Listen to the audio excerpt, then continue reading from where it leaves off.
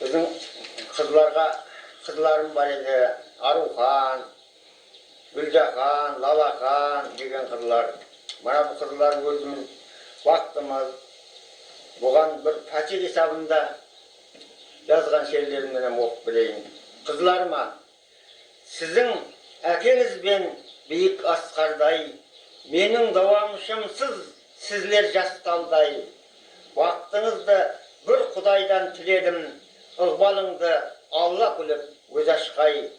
Ең әуелі пешанаңда бақ болғай, жүрегіңде лап-лап тұрған от болғай, тек жақсылық әкеңіздің тілегі, жылауында күні түні хақ болғай.